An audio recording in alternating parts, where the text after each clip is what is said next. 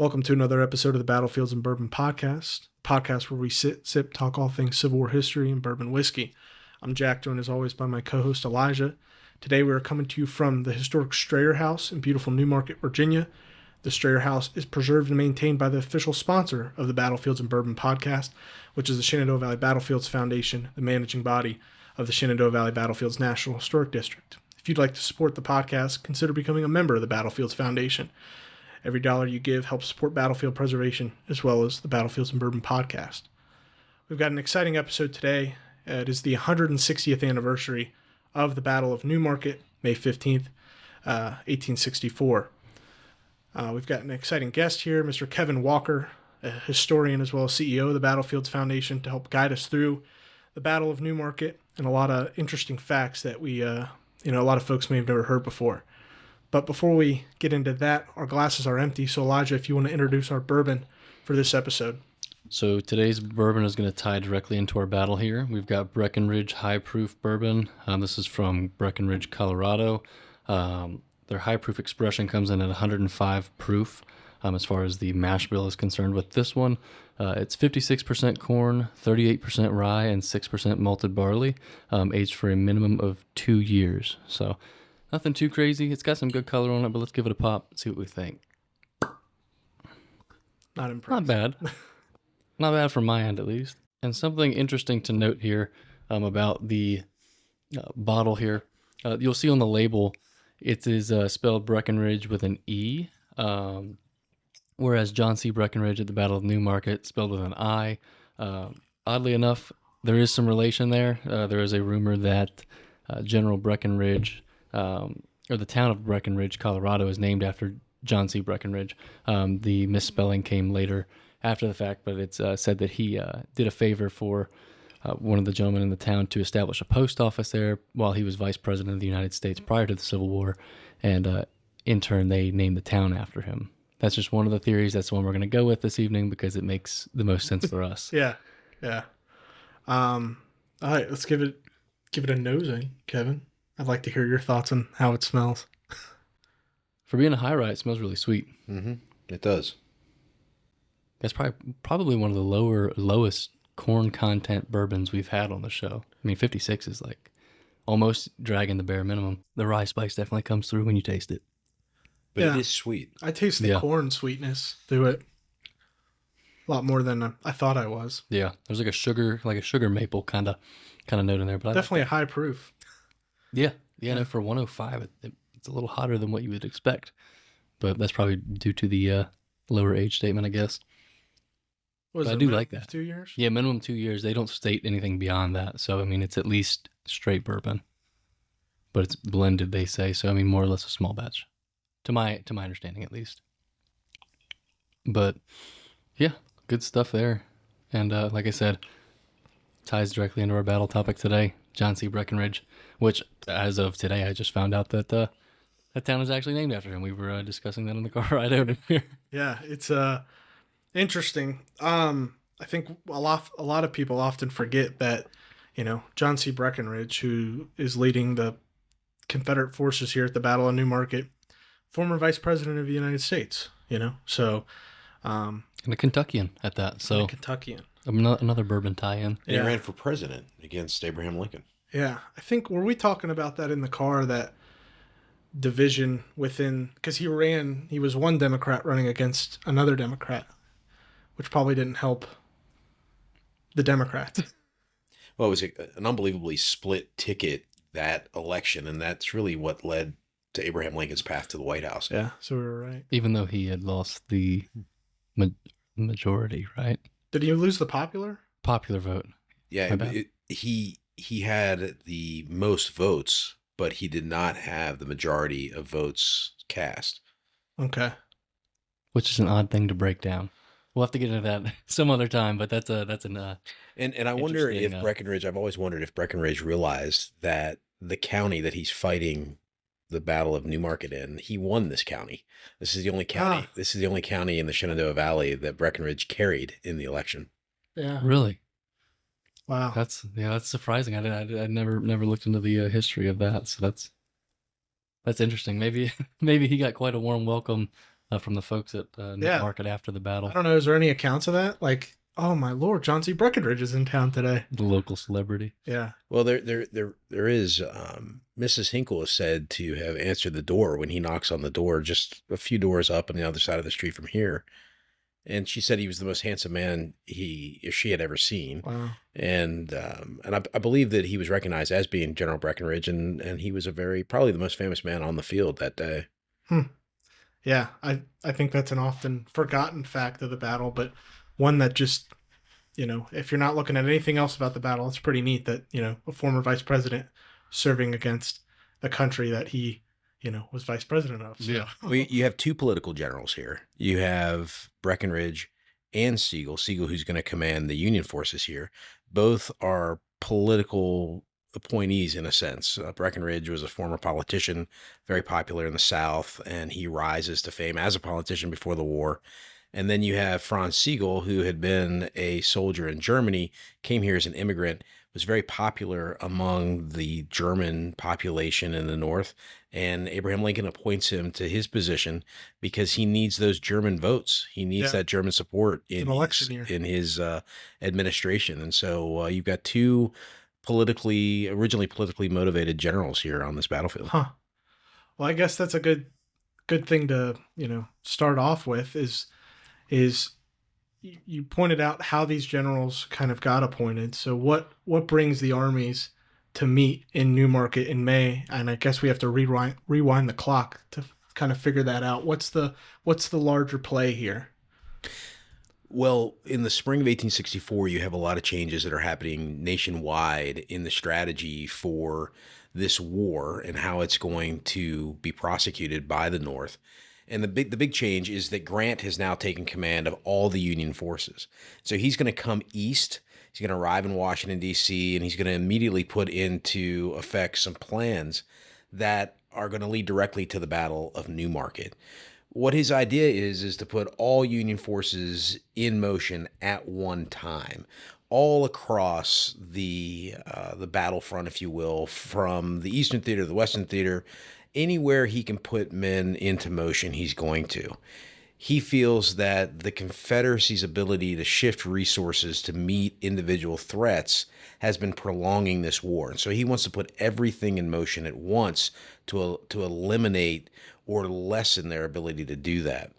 In Virginia specifically, he's going to put Union troops on the move up the peninsula, coming at Richmond from the east.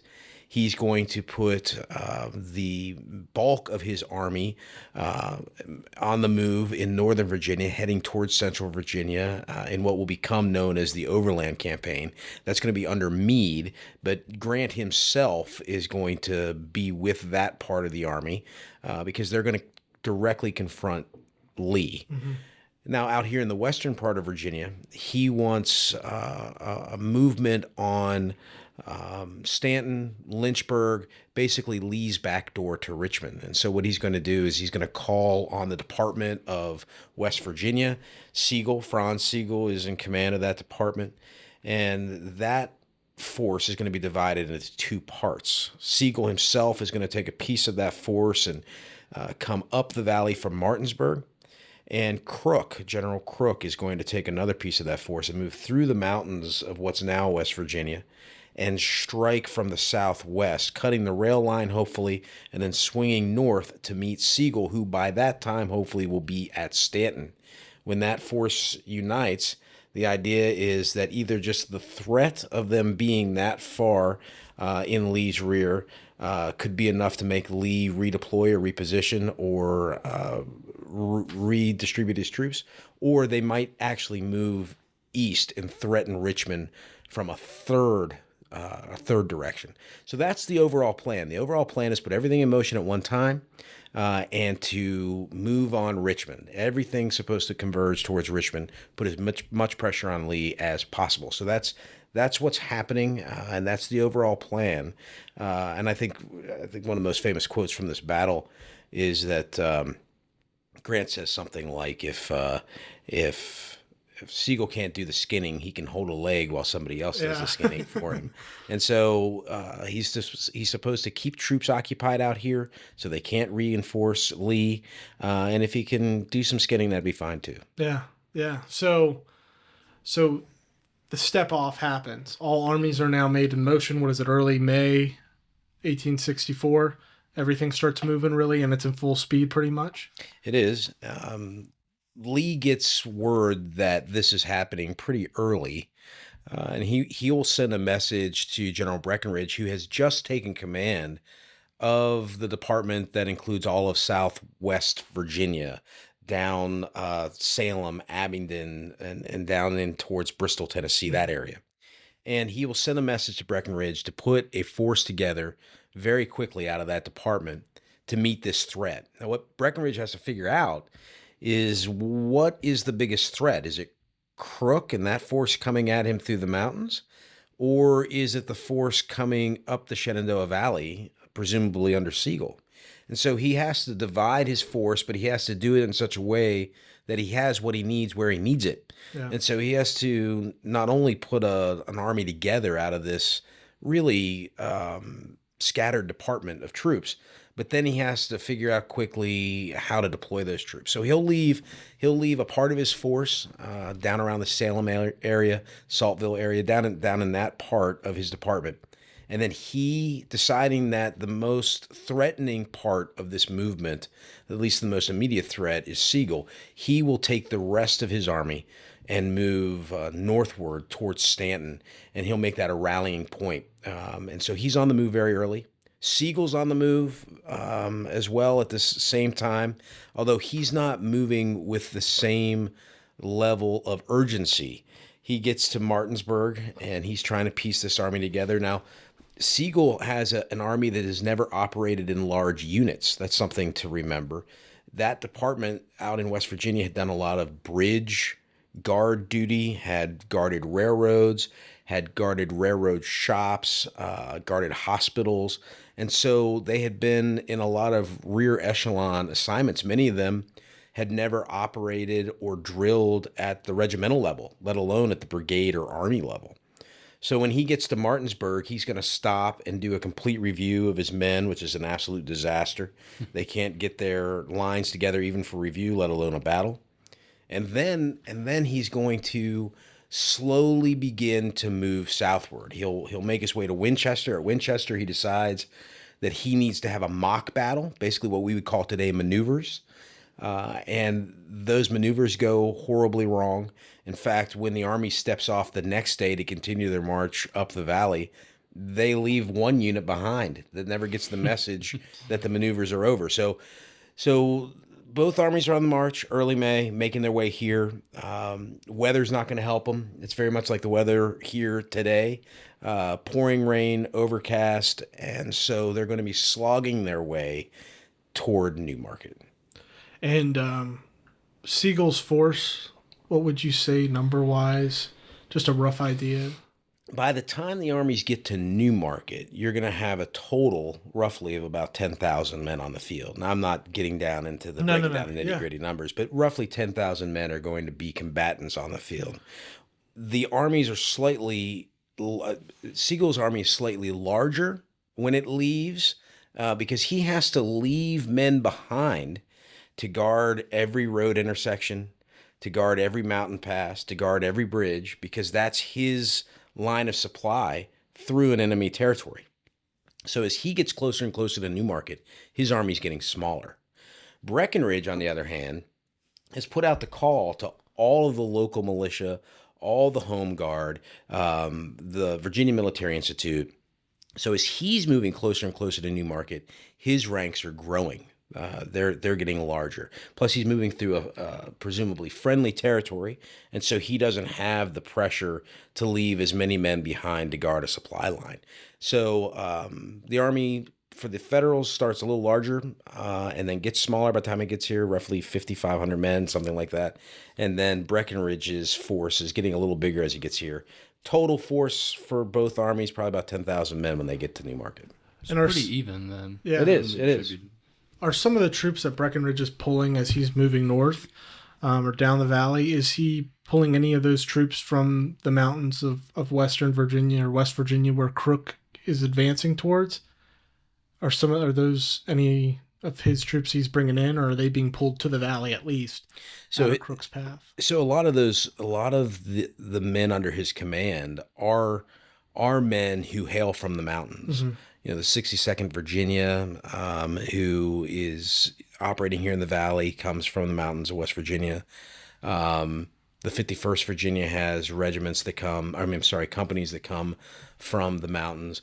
But the force that he leaves behind to deal with Crook deals with Crook and stays there. Okay. Yeah, he will the troops that he'll gain as he moves northward. Of course, the Virginia Military Institute. He gains those cadets, something roughly 250 cadets, something like that. Mm-hmm. He'll gain them, but then he'll also have the local home guard out of Augusta County, out of Rockingham County, and probably most notable of them is Crispin's Boy Company, which will march along with him as a cavalry reserve.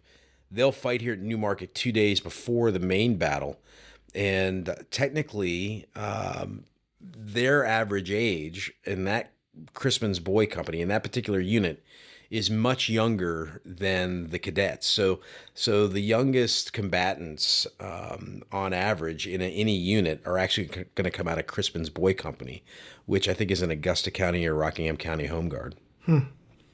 Wow. So that's an interesting fact you bring up, that as Siegel's advancing, he gets less and less men. And I guess that threat is it Mosby, or is it partisan Confederates that are operating? Because they probably don't think the threat is Breckenridge, but they know there is a Confederate threat as they're advancing up the valley. So you have a couple things going on there. Number one, this is, by that time in the war, this is the valley of humiliation for the Federal Army. Every time they've ever done anything here, it's not gone well. So that's definitely in the back of their mind. They're like you say, they're paranoid. They also, you also have a general who is, although he's very fiery personality-wise, he seems to be timid. He does not want to fail. And so that's playing into this. And so he may be overly cautious, maybe overly guarding some of these things. He's seeing shadows behind every tree.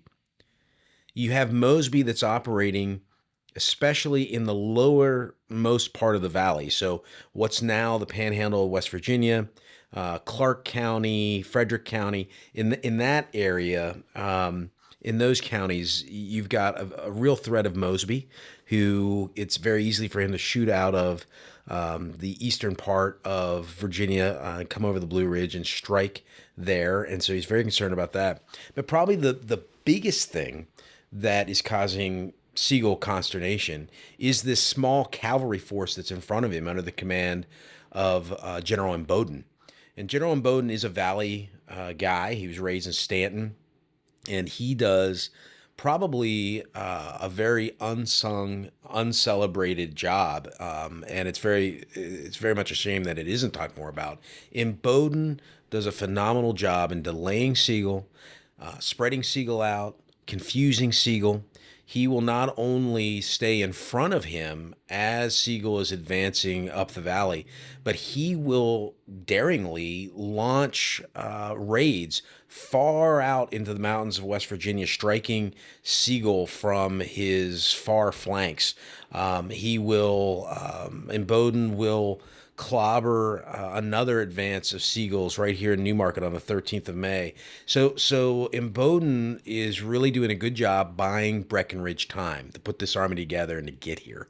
So I think Mosby, timidity on the part of Sigel, and then just the good job that Imboden's doing is really what's slowing them down. So they're just causing him to overthink this whole thing. Absolutely. Yeah. Absolutely. So as Sigel's heading up the valley, he's heading up, and it's important to note for listeners, the valley is bisected from Front Royal's Strasburg area by the Massanutten Mountain south to Harrisonburg. So as he's heading down the Valley Pike, which runs through the main Shenandoah Valley, the western side of the Massanutten Mountain, he has this other area to be careful for, and that's the Page Valley, where Page County is, but also a part of the main Shenandoah Valley, or the Shenandoah Valley as a whole. And it's my understanding that Siegel will break off, I guess it's Colonel Boyd, and send him around. That's right. The Page Valley. By the time Siegel gets to Woodstock, he'll stop again. And there he'll send Colonel Boyd and I think roughly 300 cavalry troopers. Yeah. The Lincoln Cavalry will go up over the Massanutten Mountain, down in the Fort Valley, over the other side of Massanutten and into the Page Valley. And they will sweep through the Page Valley, that other side, if you will, of the greater Shenandoah Valley. They'll come back into this part of the valley at the New Market Gap, just above where we're sitting right now. And when they get to the top of that gap, it's the 13th of May, they're looking down into the valley and they can see a column of troops on the Valley Turnpike. They can clearly see it. The supply wagons are on the southern end of that line. And the reason the supply wagons are there is because that is a Confederate line. And it's Imboden that he's seeing down there. And Imboden has his wagons behind his troopers. Makes perfect sense. Boyd swears that that is the vanguard of Siegel's army. His officers say there's no way that General Siegel would have the wagons in front. He says, well, let's send a patrol down to check it out. The patrol will be sent out, but before the patrol has a chance to get back with the answer, Boyd says, we're going to go. Yeah. Wow. And he charges down out of the gap. Interestingly enough, that patrol will get to the bridge over Smith Creek right here at the base of Massanutten Mountain, about 3/4 of a mile east of the town of New Market proper. And the guards, the Confederate guards there they're wearing federal uniforms, which confuses them. Yeah. That's pretty interesting. But that there'll be a sharp cavalry action there, and Boyd's hat will be handed to him. Yeah. And he and his troopers will be sent scattered all over the mountain. In fact, for days they will find confused, lost, and very, very hungry federal troopers roaming all around Massanutten Mountain. Wow. So that's May 13th.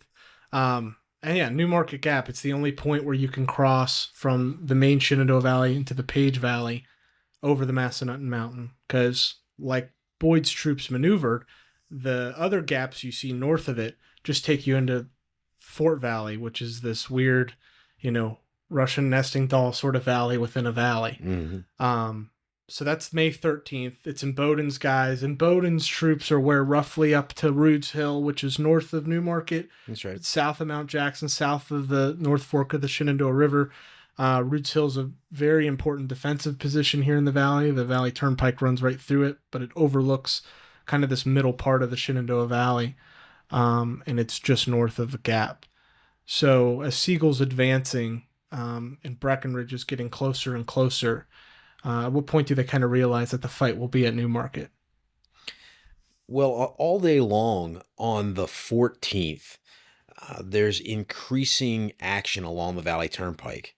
So Siegel sends cavalry to his front, and that cavalry is going to be sparring more and more with Imboden all through the day. Imboden has some artillery with him. He'll unlimber artillery on Rude's Hill, and that artillery is going to go into action there and then stay in action most of the day. And Imboden is going to fall back to New Market, to the River Road, which runs from the Valley Turnpike west and is on the very north edge of what was then town. And Imboden's going to set up a defensive position there, and including artillery, and he is going to fight dismounted there, and there's going to be pretty sharp action, a running battle, if you will, all day on the 14th. And when Imboden falls back to the south end of New Market, he knows that the Federal Army is setting up for battle on the north end of Newmarket, just north of Newmarket. So he's going to be in communication with Breckenridge at that point, and he's sending messages to Breckenridge that the Federals are in Newmarket. Wow. Breckenridge needs to get to Newmarket because that's a direct access to Lee. We forget about that. That the gap here goes directly, over Massanutten Mountain, and then you can get over the Blue Ridge from there. And so Breckenridge has to control the Newmarket gap. He's got to control this position. So when he gets word from Imboden, he's going to rush here to hopefully take the field and meet them here at Newmarket. So it seems like Imboden does a really good job of doing what he can do before the rest of the army makes it here. Absolutely. Holding the Federals at bay in a way, teasing them into fight, keeping them engaged, but then also getting information and intel that he can then provide. So that's huge. It doesn't sound like he's sustaining very heavy casualties throughout all this. No, either. No. I mean, to make light of any casualties is always something that feels odd to me. I mean, the fighting on the 13th or the 14th was the most intense fighting of the war for those who were wounded in it. Right.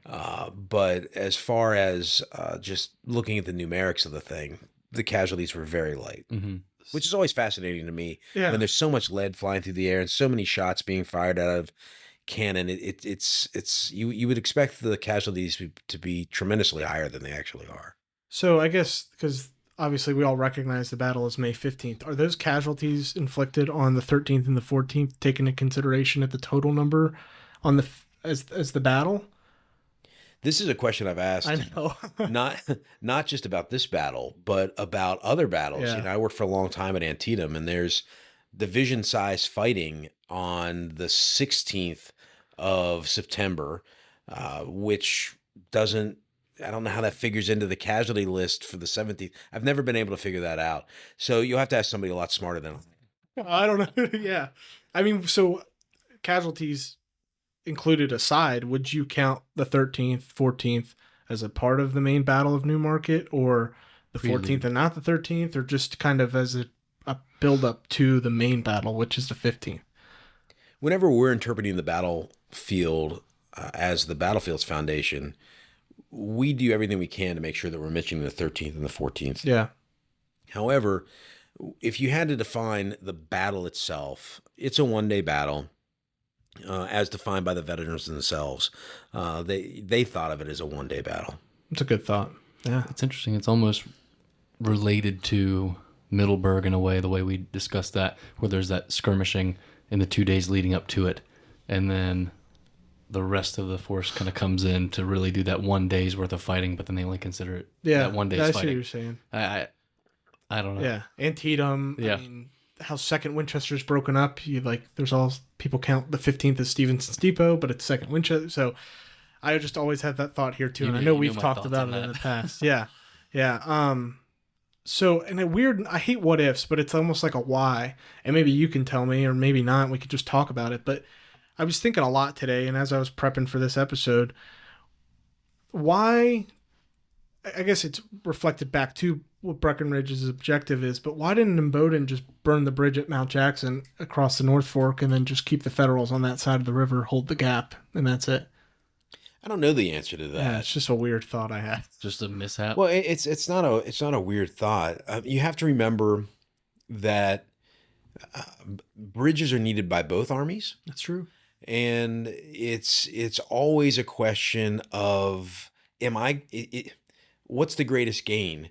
Preventing the use of the bridge by my enemy, or having it available to myself. And so I don't know. I don't know that Breckenridge gave the order to burn that bridge. It's a key piece of infrastructure. I don't think at that point Imboden knows exactly how far Breckenridge wants to come north, where Breckenridge wants to meet, where he wants to meet Sigel.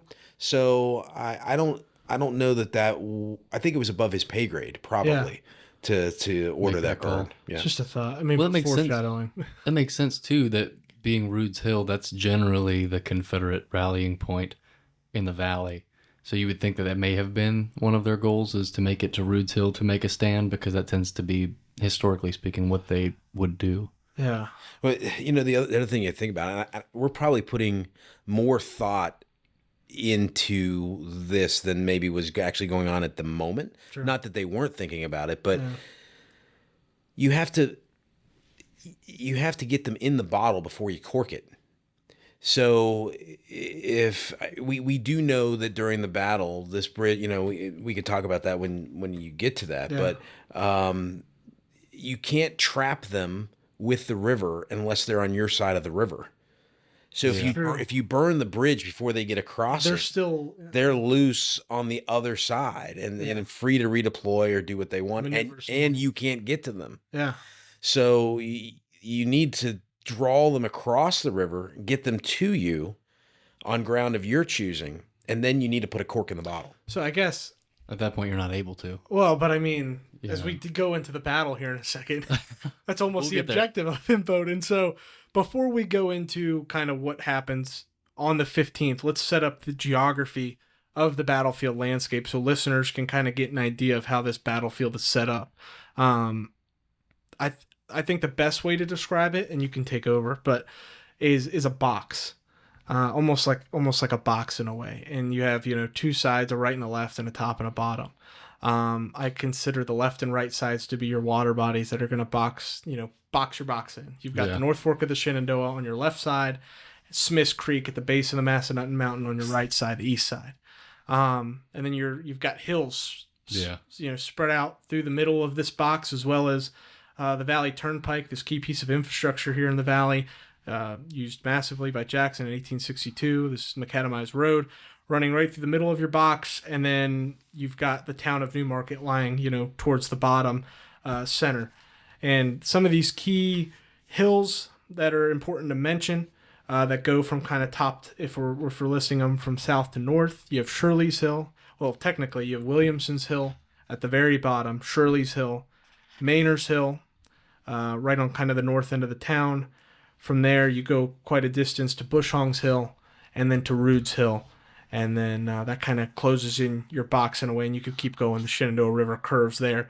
Important things to note, though, the area between Maynard's Hill and Bushong's Hill, both the North Fork of the Shenandoah River on the west and Smith's Creek on the east or the right, pinch in this area between Maynard's Hill and Bushong's Hill. Pinch in really tight. They curve in to what we're calling the box, the battlefield itself, pinching it in pretty narrowly. Mm-hmm. So that's roughly how this battlefield is set up. I don't know if you have anything else to mention about how it's described. No, it's always very hard to understand a battlefield and really grasp the terrain and understand what you're reading about or hearing about unless you visit it. You really need to come to any battlefield that you're trying to learn.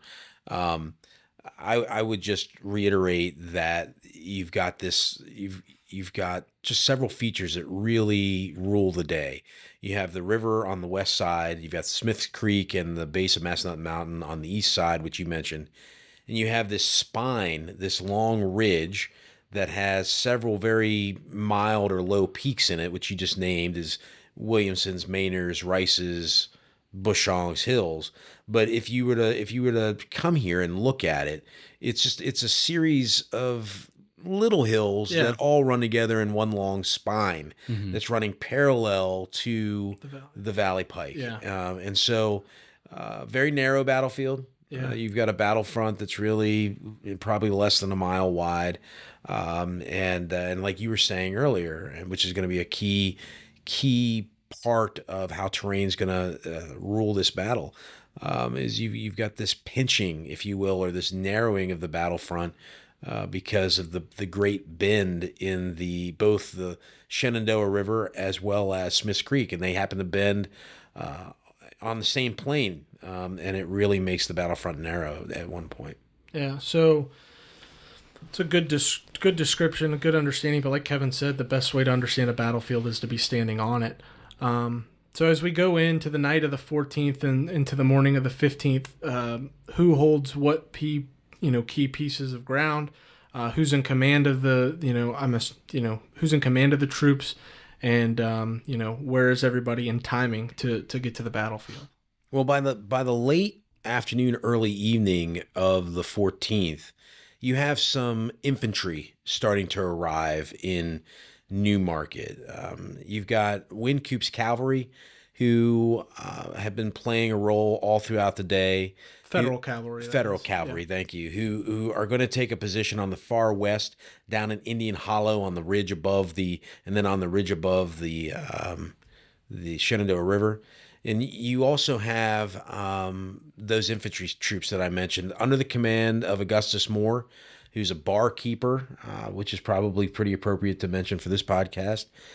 He's a barkeeper out of Cincinnati, Ohio. He's a German, speaks German. He's well liked by his commander, who, Franz Sigel likes to pick German subordinates. But he's different than Franz Sigel in that he's very effective. He's a good commander.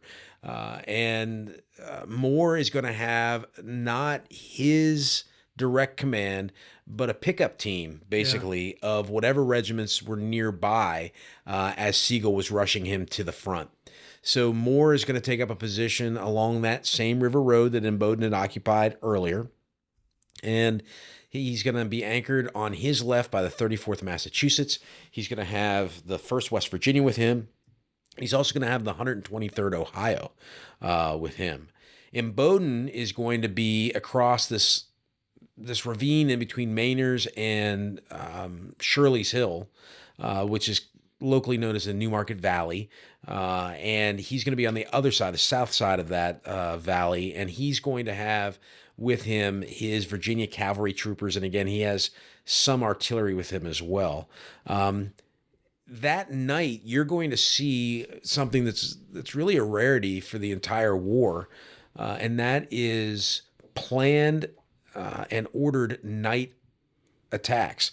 The Confederates are going to launch several attacks through the night against Moore's line, actually crawling through the darkness on their bellies to get as close as they can to Moore's line before rising to their feet and opening up a murderous fire through the darkness.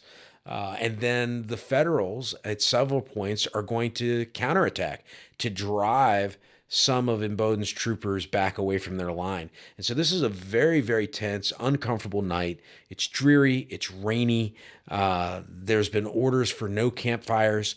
And then it's fighting throughout the night. So it's not only miserable for the soldiers and very, very tense for the soldiers, but it's a miserable night for the residents here. And it was terrifying.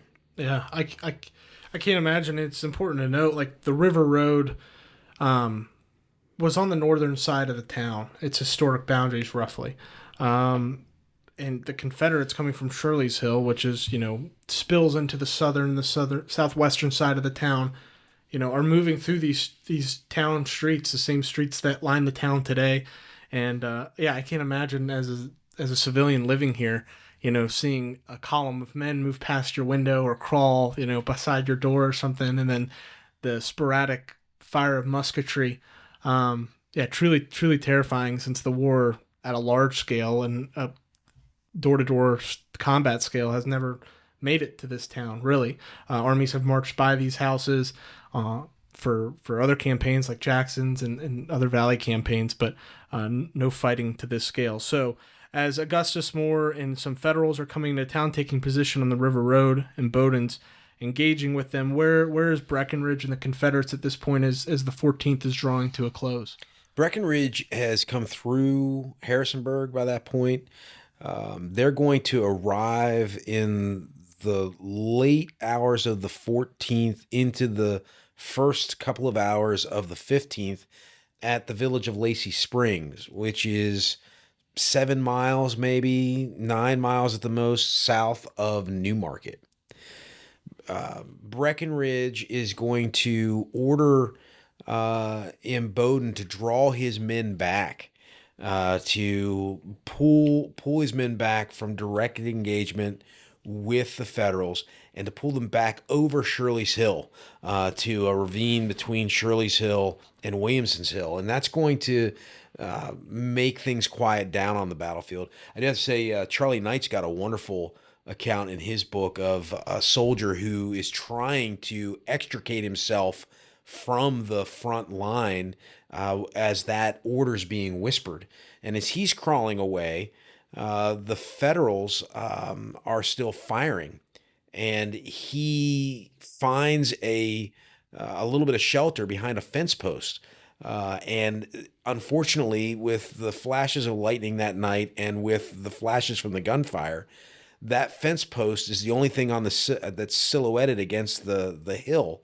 And the Federals take aim at that fence post thinking it's a man. So this man's hiding behind a fence post that's drawing fire. Yeah. And so it's terrifying for him, but he will eventually slip away and will live to tell the tale. So Breckenridge will get his part of the army up very early and start leaving Lacey Springs. He'll ride ahead of the column. And Bowden is asleep in a field behind Shirley's Hill, trying to get a few minutes rest. And he awakens to a lantern being shoved in his face. Basically, if you've ever held a candle lantern in the dark, you have to get it very close to what you want to look at. And so someone's putting it right in his face, and he jumps up, probably with some profanity or at least some choice words, wanting to know who it is that's bothering him. And it's Breckenridge himself holding the lantern. Breckenridge has arrived on the field. They will confer at that point, and the plan will start to shape up in Breckenridge's mind that he wants to take a position on these higher hills south of town, and he wants the Federals to attack him. And that, as the sun comes up on the morning of the 15th, that's really going to be the plan, or the battle plan, that Breckenridge is going to try to get into play. Yeah, as I was, like I said, preparing for this, I had never noticed before that, and I guess it just never dawned on me, that Breckenridge was trying to take this defensive approach at the beginning of the battle. He wanted to play a defensive game. So much so that they start tearing down and fencing and building makeshift earth breastworks across Shirley's Hill into the town. And I had no idea. And this will take up a good part of the early morning. And at some point, and you can go into this, he starts to, he realizes he's going to take the offensive.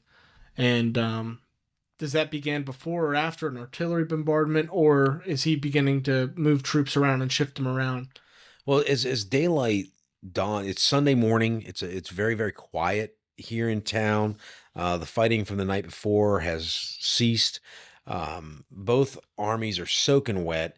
The troops that had been on the field the night before, we know for a fact from civilian accounts, are at this point more concerned with finding something to eat than when the battle's going to start. 34th Massachusetts is going to start poking their way through town, looking for food.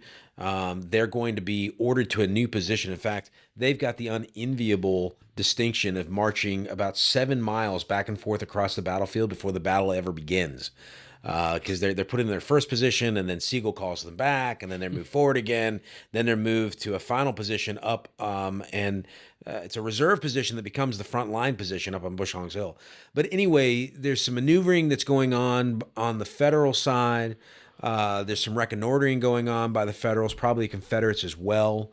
There are officers who are warning civilians that there's a battle coming. So all of that's kind of that scene, 6, 7, 8 o'clock in the morning on that Sunday morning, the 15th. The Federals also have some more of their army arriving. Ewing's West Virginia battery is going to arrive and take a position. Moore is going to put them on the right of his line up on Maynard's Hill. And the 18th Connecticut will arrive as well and will bolster that line. They're going to take in a position to the right of the 123rd Ohio. So Breckenridge will ride to the top of Shirley's Hill. He'll look at what's happening, and he'll order an artillery barrage. And he's going to have his guns. He's got 10 or 12 guns here, I think, or maybe 12 or 14 guns that he has quickly arrayed from the top of Shirley's Hill. And people think that all the guns were on the top of Shirley's Hill. They actually stretched from Shirley's Hill down across what's now Route 81 and through what's now the town park towards the Valley Turnpike. There was a whole gun line there. Wow.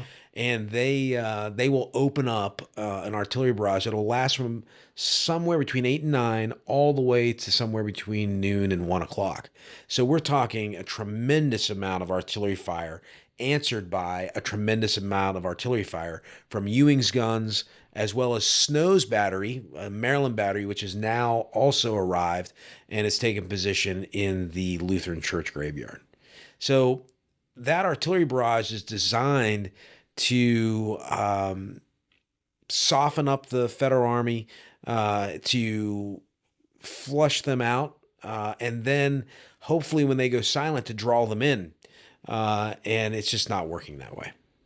Yeah. And isn't it correct, and we're referencing some maps, but the 30th Virginia Battalion is in the Newmarket Valley during this barrage as they're watching artillery shells go overhead of them and waiting for something to happen.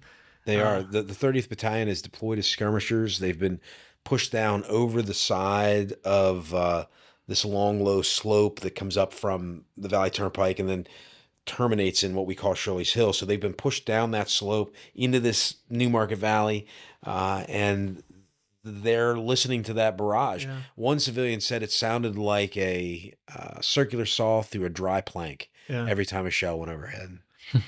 Yeah, I can't imagine. I mean, it's a lot of artillery. It is back and forth, booming, booming, booming. It's interesting to note too that, and this is going back to what you had mentioned about the box of the battlefield, and at least looking at the map, I mean, this is a pretty even playing field to start the day. I mean, you're both situated on decent high ground with your artillery, with your reserves and everything.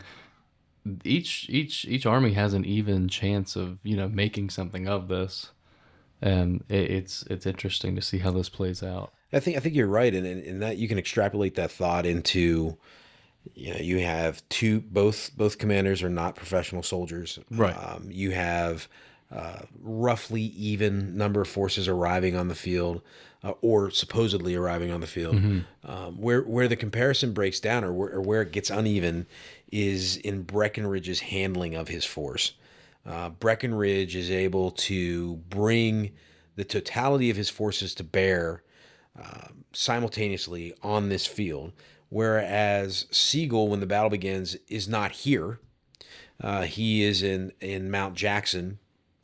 His proxies, both Sullivan, who will come up just after Moore, they're unsure of what their commander wants. The commander appears to be unsure of what he wants, and Sigel's men are stretched out over a 4 or 5 mile distance. He will never in this battle have all of his force at any one place to bring them to bear against the Confederates. That's where it breaks down. It's in the handling of the resources on the field that it's really uneven. Breckenridge wins that hands down. Really hesitant. Well, Breckenridge's troops are all veteran troops, correct? They've all fought in prior combat. The cadets, or no? Well, because I know Sigel's guys are pretty green for the most part. Well, you have the 1st West Virginia, which is a veteran unit. Beyond that, the vast majority of Sigel's troops are have not been in combat. Yeah. Breckenridge's force is a much more veteran force by far, but really, even the green troops or the non-combat experienced troops that Sigel had, we don't know how well they could have done had Sigel brought all of his forces to bear in an organized fashion. Sigel is indecisive, I believe, on where he wants to fight this battle, how he wants to fight the battle. Some Sigel apologists will say that Sigel's mission was not to win this battle. It was just to keep Breckenridge here, right? I mean, just hold that leg while someone else does the skinning, going back to Grant's quote. And so Sigel, I've heard people make the case for Sigel that Sigel was just trying to draw Breckenridge farther and farther away from Crook. Well, I don't think that's the case. I think Sigel is his army's disorganized, and it's because of his indecision, and that lack of decisiveness is going to spread his men out over 4 or 5 miles. And that can't be true, because Sigel knew that at this point, Crook was not where he was supposed to be at this point in time in the campaign.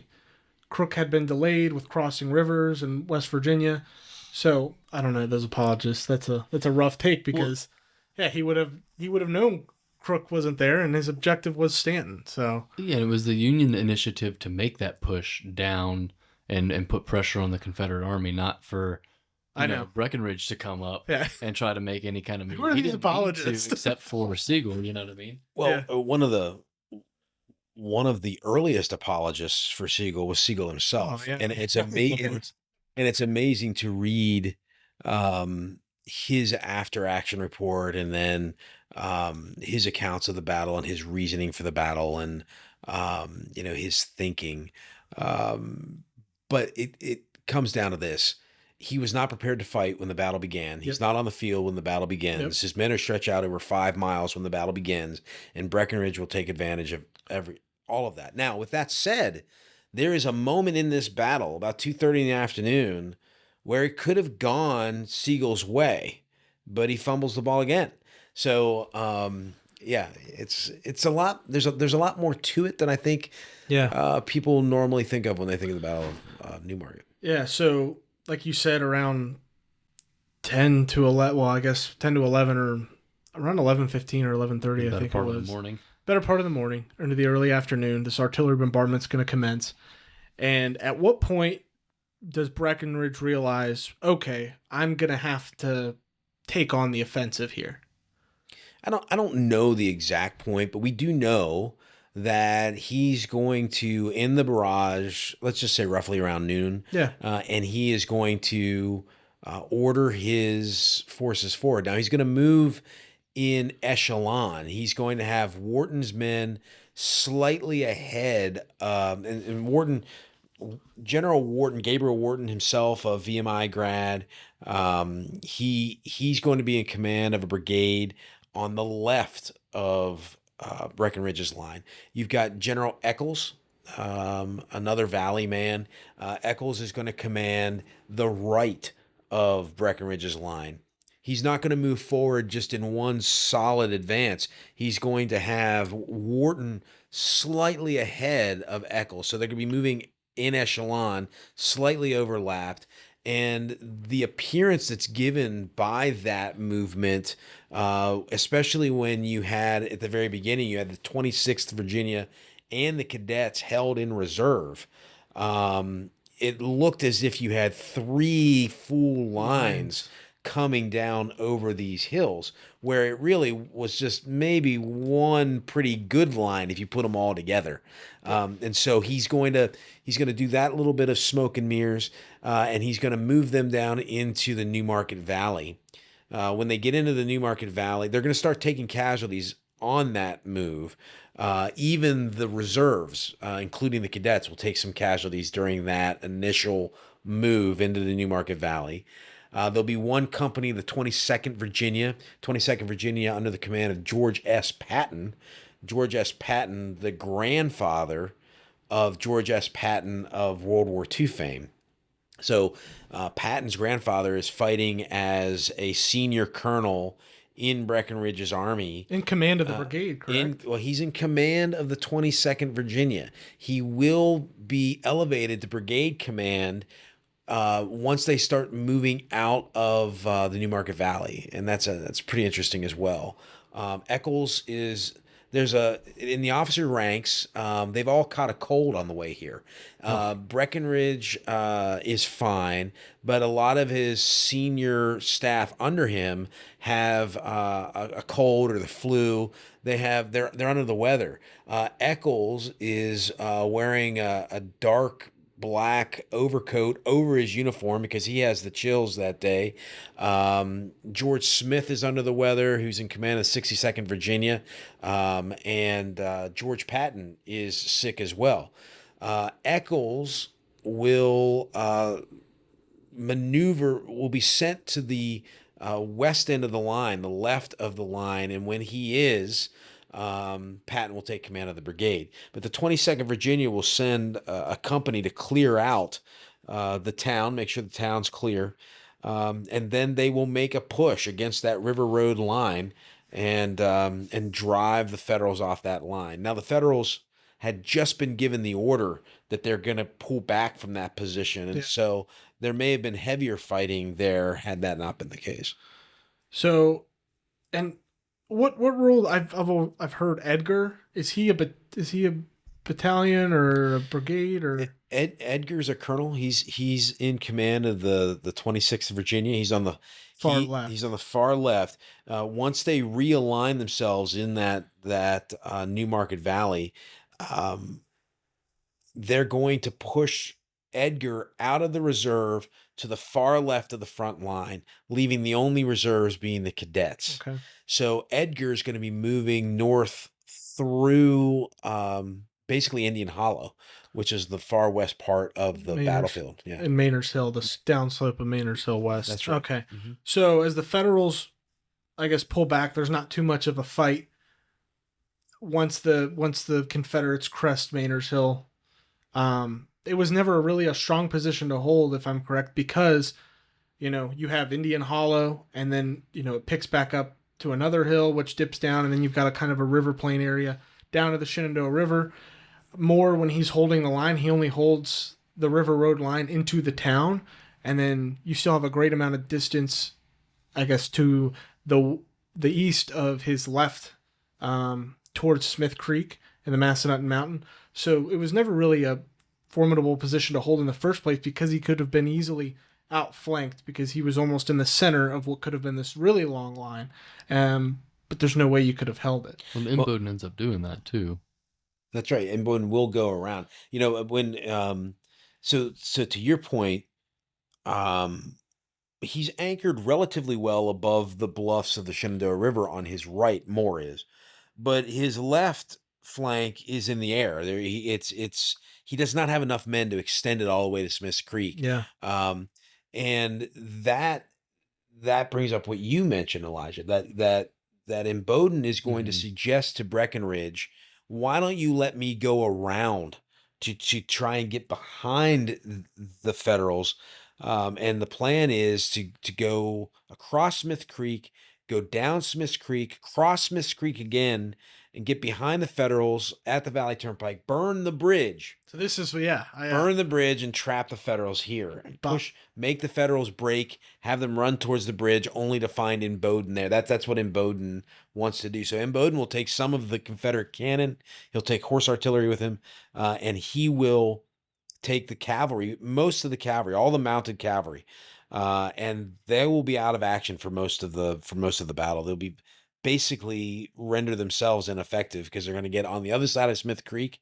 They will fire some cannon into the flanks of the Federals later, but as a force, they're just stuck over there. They can't. The water's high. The water's high. It's been raining for days. They can't find a way back across. It eats up a lot of time. And so it was a good idea that went awry. Well, it's interesting, too, that you mentioned with the Federals being unable to really bolster their, I guess it would be left flank, the Confederates' right. They're really kind of boxing themselves in towards the Shenandoah.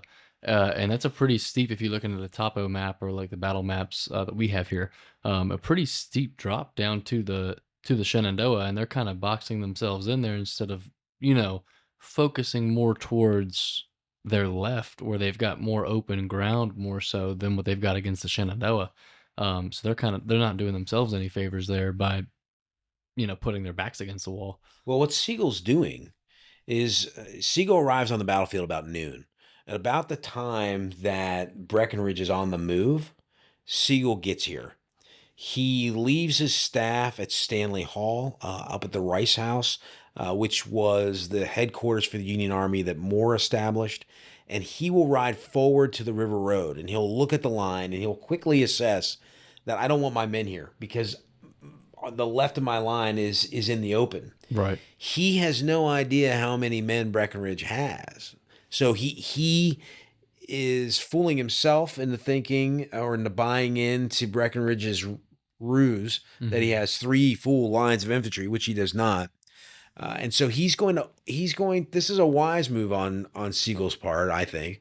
He's going to order the lines to be drawn back to that narrow pinch point that Jack mentioned, so that he has the possibility of being able to anchor on the bluffs at the Shenandoah and on Smith's Creek so that he can't be flanked. So he's come up, and he doesn't like where Moore has put his line. But once the battle starts, it's very hard to extricate yourself from the fight to redeploy. It's a very dangerous thing to do, but he's going to do it, and he's ordering his men to withdraw. The 34th Massachusetts has already been deployed back on the line that he wants, which is anchored on those bluffs, on that point that you were talking about. And he's going to order all of his men to fall back to a line there. The 1st West Virginia will be pulled back to there. 54th Pennsylvania will be running up the Valley Turnpike, will arrive at that point. The 18th Connecticut and 123rd Ohio will be held at the Rice House as a breakwater, if you will, to slow down the Confederate advance, giving the rest of the army time to gather on this new line, with their right very decidedly anchored on those bluffs above the Shenandoah. But he feels he has to do that because he does not want to be flanked.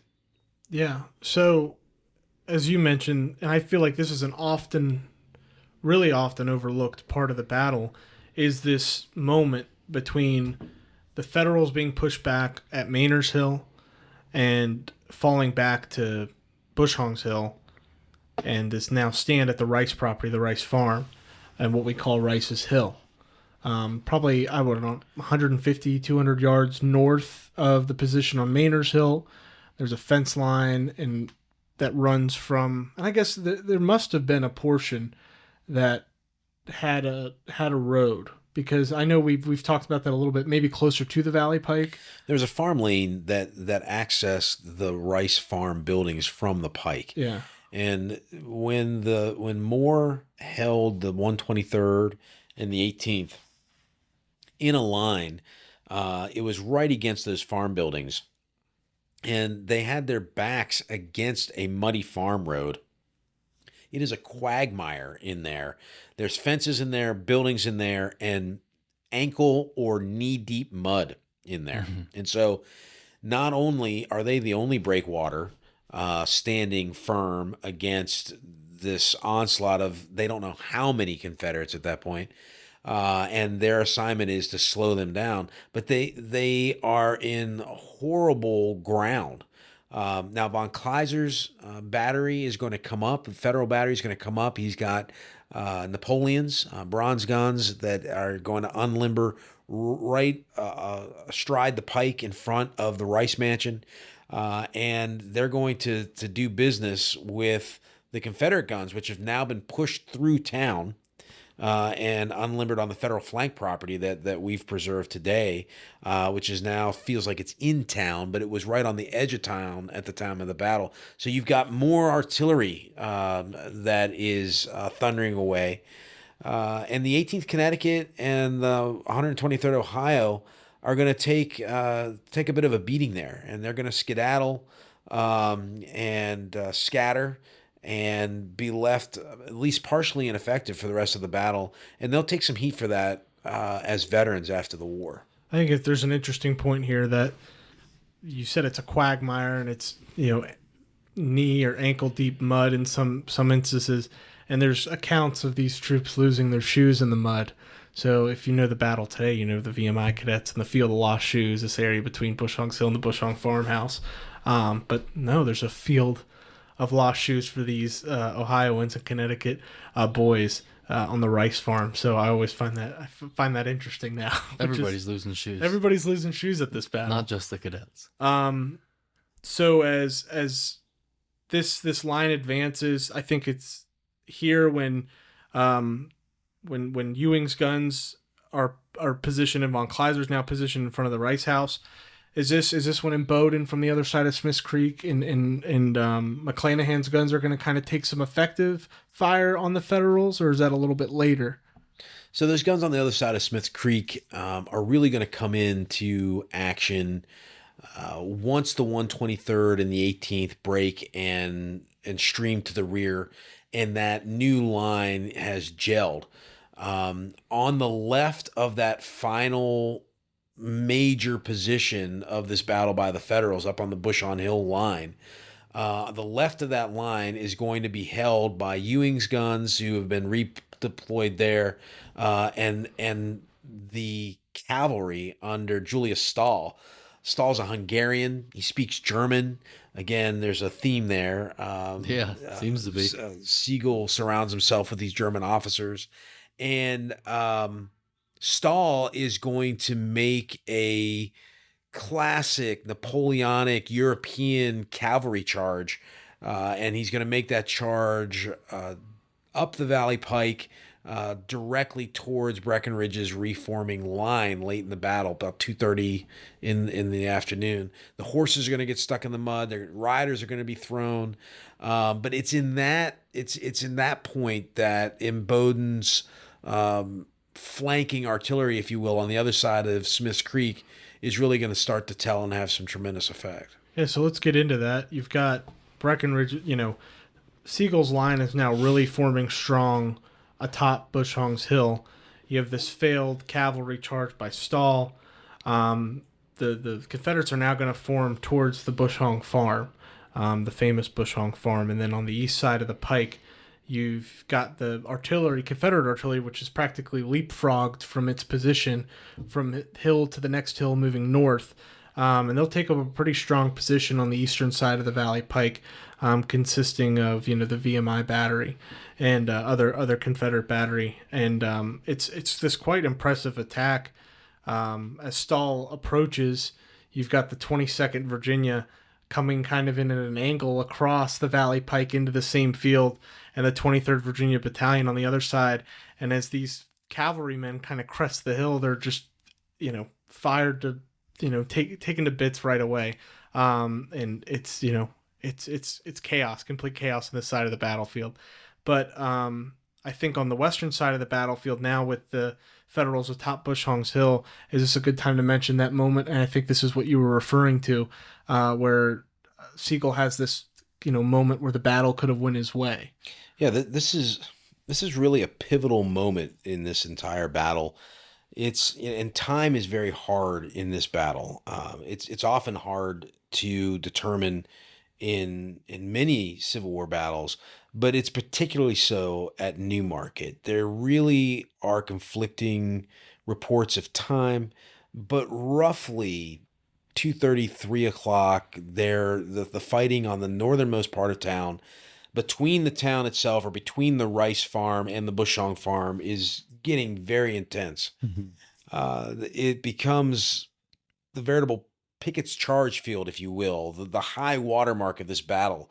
The most intense part of this battle is going to erupt all along the line in that north of Newmarket part of this field. And at this moment, you've got Wharton's wing, or Wharton's brigade, that has moved forward almost unobstructed. I mean, half of his command is going to be in the woods and in Indian Hollow, not taking heavy casualties, but he's moving relatively unobstructed. While you have Eccles' men who've had to work their way through town, they've faced the most of that breakwater, the 123rd Ohio and the 18th Connecticut. They've been dealing more directly with von Kaiser's and Ewing's guns, and so they heretofore have been taking most of the brunt of this thing.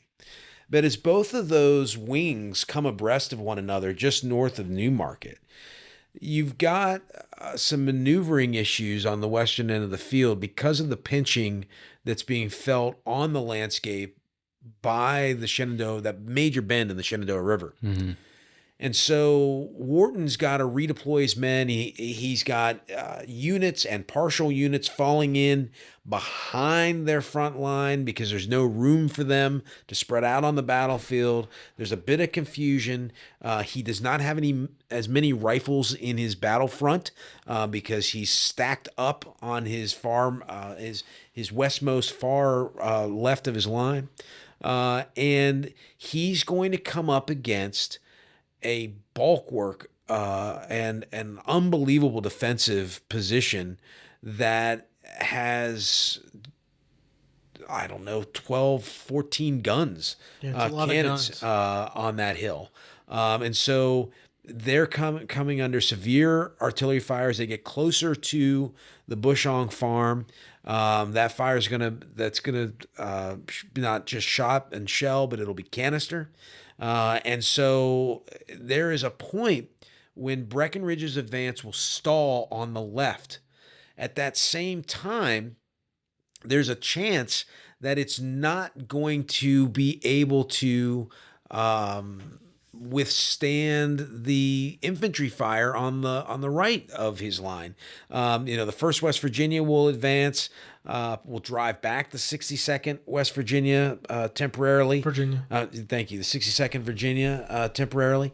And so there really is a seesaw effect. There is a back and forth. It is anybody's game. There's charges. And the battle hangs in the balance for a moment. And as Breckenridge is trying to make a play on the left of his line, Sigel's trying to make a play on the left of his. And so you have this cavalry charge on the left of the Federal line. You have this infantry push on the left of the Confederate line.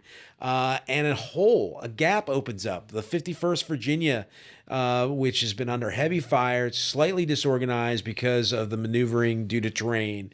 The 51st and the 26th, they are going to, there's going to be a little bit of a gap in there. 30th Battalion, the Missourians, there's going to be a gap that opens up in that part of the line. And there are no more reserves except for the Virginia Military Institute cadets, which Breckenridge had no intention of putting into this battle. Remember, the cadets had been called out before. The cadets were called out during Jackson's Valley campaign. The cadets have done service as far east as Richmond for training service. When they were called out for the Valley campaign, they did a heck of a lot of marching. They were on burial detail. They were on quartermaster detail. And so that was probably what they were expecting when they were marching to Newmarket. Now, at the height of the battle, the only men that Breckenridge can turn to are the cadets. And then, of course, Stoddard, who is his chief of staff, will say, we have to put the cadets in. And Breckenridge will say, put the cadets in and may God forgive me for the order. Yeah. And the cadets will rush forward into history. Fill in the gap. They'll fill the gap. And I think something I realized too, and I want to talk about how the Federal line is arranged. So going from west to east or right of the line to the left, it's really, really strong. As Kevin said, it's this pinch point. You'll have Carlin's battery right at the very tip of Maynard's Hill. Snow's battery as well. And Thoburn, when Colonel Joseph Thoburn rides to battle, he's going to do a lot of this organization too. The 34th Massachusetts in line next to them. Then Von Kleiser's battery, then the 1st West Virginia, then the 54th Pennsylvania, which has this grove of cedar trees that kind of shields them from what's happening to their right on the main battle line on Maynard's Hill. They'll anchor down to the Valley Pike, and then as Bushong's Hill slopes down, and then you'll have Ewing's gun, and then Stahl's cavalry. But it's important to note too that the Federals were aware of this possibility of Confederates coming up this steep embankment that you mentioned, Elijah. Mm-hmm. This pinch point of the river where the 26th Virginia Battalion under Edgar was, the far left of the line. They're now, like Kevin said, we're going to get shuffled behind. Well, the Federals were aware that, they could get attacked from these steep slopes along the eastern bank of the North Fork of the Shenandoah. So they'll send companies A and B, the 12th West Virginia, and Company C, the 34th Mass, as skirmishers down in this area to cover this. So they're really holding the line here, and I think that's something that often gets overlooked. They think, the VMI cadets plug the line, they take Von Kleiser's gun, the battle's over. I mean, but the Federals really had a line here. But it's absolute confusion and chaos. It's pouring down rain. You can hardly hear anything. I think Colonel Wells of the 34th Massachusetts sees Siegel running up and down the line, can't understand the orders, and next thing he knows, his line's advancing forward and the only regiment making a charge against. And as they're turned back, it's just complete disaster for that regiment. But as this Confederate line now advances and the VMI cadets now fill the gap and the cavalry is cleared from the eastern side of the Valley Pike, what's the orders given by the Federals? What's now the plan as this battle and the momentum is shifting north into the Federals? Well, it's hard to tell really what Siegel wanted because he's shouting everything in German. I know. And he's riding up down the line at this moment, shouting in German. The 12th West Virginia, unclear as to where they're wanted, at one point is actually following him in column back and forth, not knowing where he wants them to be. And so Breckenridge is going to be able, through sheer determination and better handling of his men, to take advantage of this moment, take advantage of this confusion. Although, in the fourth quarter, if you will, Siegel almost sees his victory out of the jaws of defeat. He almost does it. But his lack of command presence on the battlefield is going to tell. The other thing that is a little bit of an untold story is the 26th Virginia Infantry under Edgar is going to send skirmishers forward on those slopes. And they're going to come up off of that hill onto the rim, look across the battlefield, and realize that they have gone so far that they're on the flank of the artillery horses. And they're going to start shooting the artillery horses. Wow. And once the artillerymen realize this, they tell Siegel, and Siegel gives the order to start pulling the artillery back. Wow. It's right at that moment that the cadets, not knowing that the guns aren't going to fire again, the cadets will rise up, having been chewed up behind that fence along the Bushong Orchard, and they are going to surge over that fence and start charging across the field to take those guns. You can't fault their bravery. They were unbelievably brave. They had no idea that the order had just been given to start to withdraw the guns. And so that combined effect of what's happening with those skirmishers of the 26th and the effect they're having on the artillery horses, the charge from the front, the footing that the 51st and the 26th now finds again, that gap is filling back in. There's going to be an infantry surge on that end of the line. And then on the far right of the line, you've got that cavalry charge, which is repulsed by Breckenridge's very unique use of artillery. He's going to fight artillery in this battle more in a Mexican War style. During the Mexican War, artillery was often fought hub to shoulder with infantry and move forward with an infantry line. Breckenridge is going to use his artillery here almost as a skirmish line. He's definitely going to use it to extend his front line, which is not something that is typically done in the Civil War. By the time you get to the Civil War, you've got long-range artillery that's going to reach out and touch somebody at a pretty significant distance. And so artillery starts to take that more modern use where they're usually behind a front line. It's not the case here. Breckenridge is going to pound away at the Confederates from pretty close range. At some points in this battle, the artillery will surge ahead of the infantry and will be fighting ahead of the infantry. So that's pretty rare. Yeah. The other thing that you have really rare here is on the far right of the line, the only West Point trained officer in either army during this battle is Clarence Derrick, Colonel Clarence Derrick. He's in command of the 23rd Battalion of Confederate Infantry. They will actually form square and guard against cavalry in this battle. That's something that you rarely see.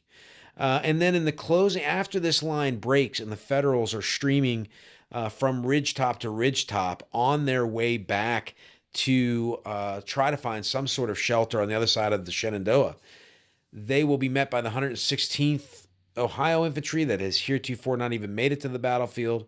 And there will be a line that'll coalesce on the ridge where Cedar Grove Church is, just on the south slope of Roots Hill. Thank you. And they will be bolstered by more federal artillery that's arriving on the field under the command of DuPont. And DuPont is a member of the famous DuPont family of Delaware, and a very, very capable young officer. He's going to see what's happening in front of him, and he's going to, without orders, he's going to take command of the moment, and he is going to try to put a line together there, and then he's going to use his artillery in sections, and he's going to leapfrog them in reverse. So he'll fire and leapfrog behind another section that is further to his rear, let that second section fire, and so on, so that he's got a continuous rolling fire, buying as much time for the infantry to get across the river as possible.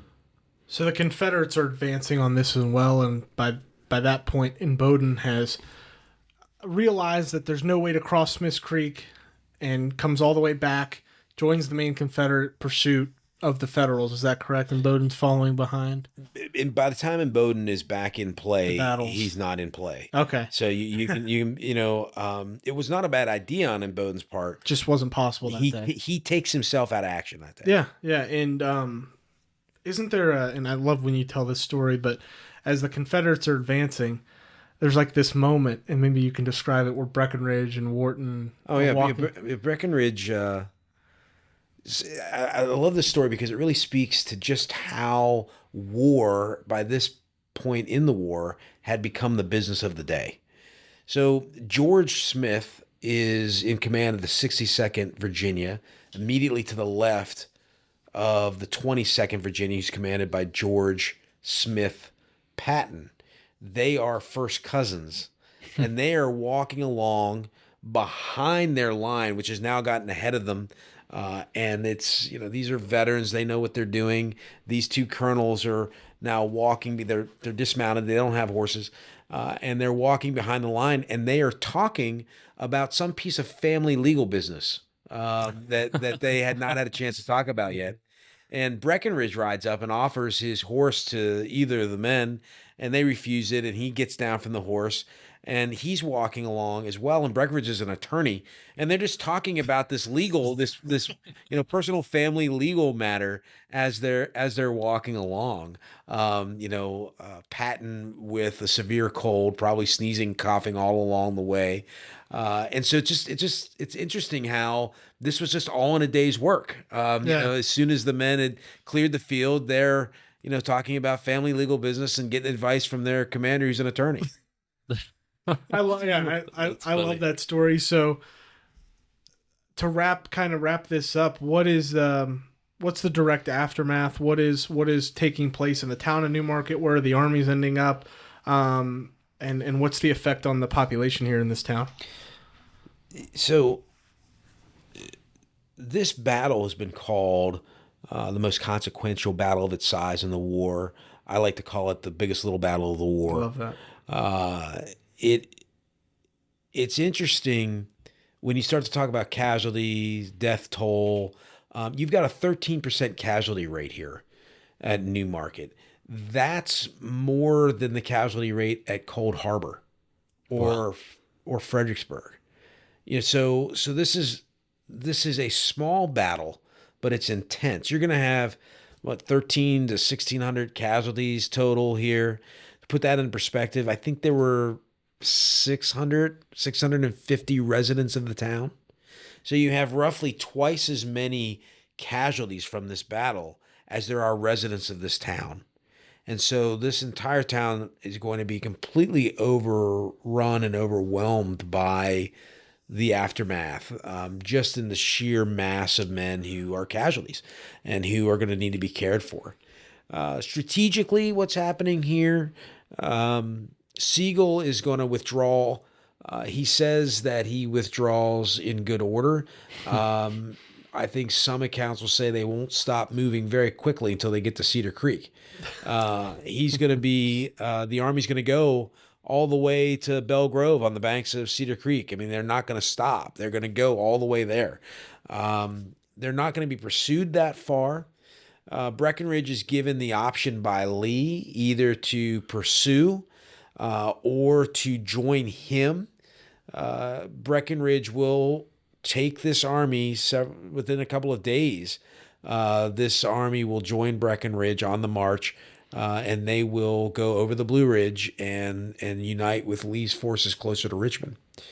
I think it was assumed at that point that the Union Army was going to do the same thing it always had, which was take months and months to reorganize before they would ever do anything again after getting trounced in the valley. The difference this time is Grant's in command. And that's going to be the difference that's going to really bring about an end to the war, let alone make this difference immediately following Newmarket. But what you see Grant replace Sigel very quickly. He'll put David Hunter in command of the forces here, and he will immediately order Hunter forward. So in a matter of weeks after this battle, that same army under a new commander is going to be pushing through Newmarket again. In fact, they come through so quickly that the hastily buried Federals in the continuing spring rains, those graves had been washed open. Hogs that roamed across 19th century landscapes, dogs that roamed around those landscapes had pulled many of those Federals out of those soggy graves. And so when Hunter comes through, it's so quick that many of the men in the ranks can recognize the faces of the dead along the Valley Pike. So that's the difference here. Is Breckenridge and Lee assume, I think, that it's going to be like it always has been. And so Breckenridge will leave with this army. And it will be for another hastily put together Confederate force under the command of Grumble Jones to do exactly what Breckenridge had to do, to quickly form an army less than a month after this to meet this new force that's coming up the valley. So it's the beginning of a very rough year for the Confederates in the Shenandoah Valley. But there's a lot more fighting to go. Well, that's a whole nother podcast. Yeah, that's a whole nother episode. So yeah, that's the Battle of Newmarket. Kevin, is there anything you want the listeners to know about Newmarket? The biggest takeaways maybe, or, the battlefield today? Is there anything you'd like the listeners? Well, I think if people think they know about Newmarket, I would encourage them to pick up either the book they've read before or one of the several other ones that are available and come and visit the battlefield. There's a lot more to this battle than I think people realize at first glance or first read.